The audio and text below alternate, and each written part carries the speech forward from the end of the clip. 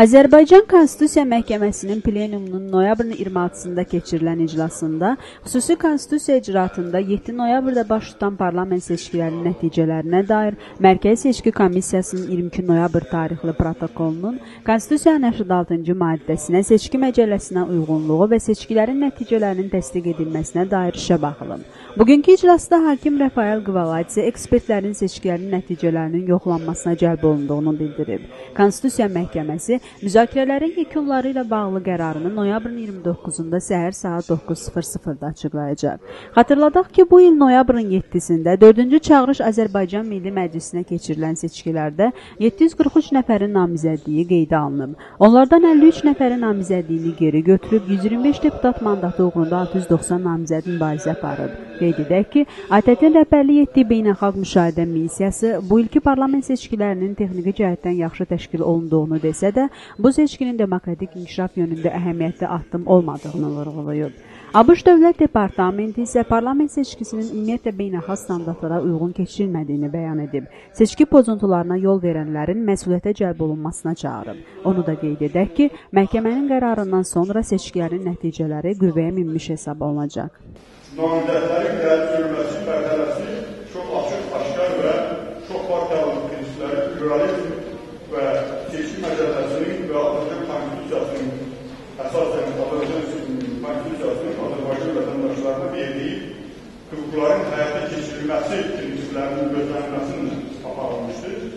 Mən ötən seçkilərlə bağlı oluşlanmışdım ki, artıq son illərdəki sabahlar keçirində Azərbaycan polisinin seçki prosesinin müdaxiləsindən bağlı araşdırılıb. Demək olar ki, yer almış. Yəni, çox böyük bir ifadələr nailiyyətdir. Çünki 2000-ci illərə qədər ümumiyyətlə nəinki Azərbaycanın bütün keçmiş o məlum məkanda polis orqanlarının öz vəzifələrinin həyata keçirilməsi baxımından müəyyən problemləri olduğu bir fakt deyil, reallıqdır. Amma hesab edərək ki, Azərbaycan polisi aparılan və polisin rəhbərliyi ilə Daxilişlər Nazirliyinin rəhbərliyi və Mərkəzi Seçki Komissiyası rəhbərliyi danışıqları və onların ali rəhbər qurumlarının iştirakı ilə həyata keçirilən tədbirlər nəticəsində məhz bu maliyyə dərbəliyi çox sevindirici bir haldır. 60 sayılı Səryan Neftçala Seçki Dairəsində 6, 63 sayılı Səqrəbat 1-ci Seçki Dairəsində 6, 9 sayılı Binəqədi 2-ci Seçki Dairəsində 5, 107 Qazax Seçki Dairəsi üzrə 5, 113 Şəki Şəhər Seçki Dairəsi üzrə 5. Məntəqə üzrə nəticələr etibarsız hesab edilmişdir. Bu məntəqələrdə səs vermənin nəticələrinin etibarsız hesab edilməsi seçki dairələri üzrə yekun nəticələri təsir olunmaz. Xeyr, olunmaz.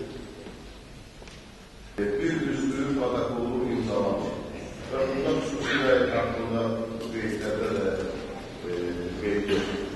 Bunun səbəbini izah edilməklə əlaqədar Mərkəzi Seçki Komissiyasının üzvlərindən birinin bir nəfər onun səbəbini izah edilməklə Seçki Komissiyasının üzvünün bu digər məsələyə səs verməsi də azaddır. O, bizim ilkin qərarımıza təsvir etmədiyi üçün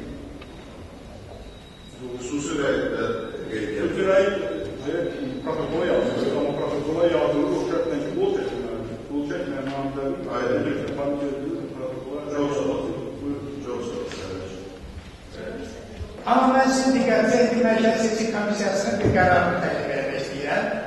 Mərkəzi Seçki Komissiyasının 20-si noyabr 20-si 11-ci ay 10-cu il tarixli 66/644 sayılı qərardır.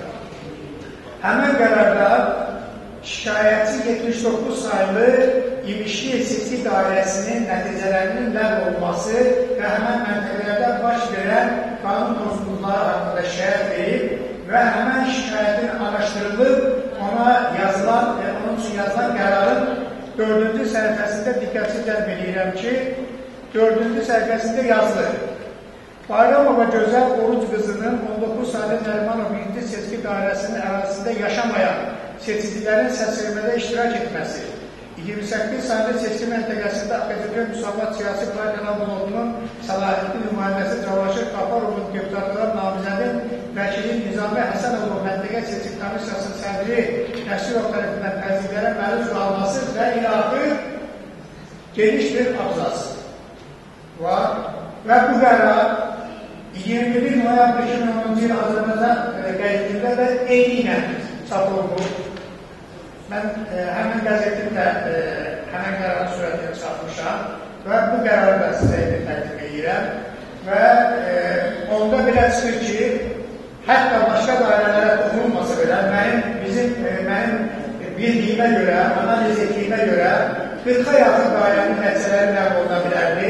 Əgər onlar olunmasa da belə 79 sayılı dairənin nəticələri ləğv olunmalıdır, təkcə bu qərara görə.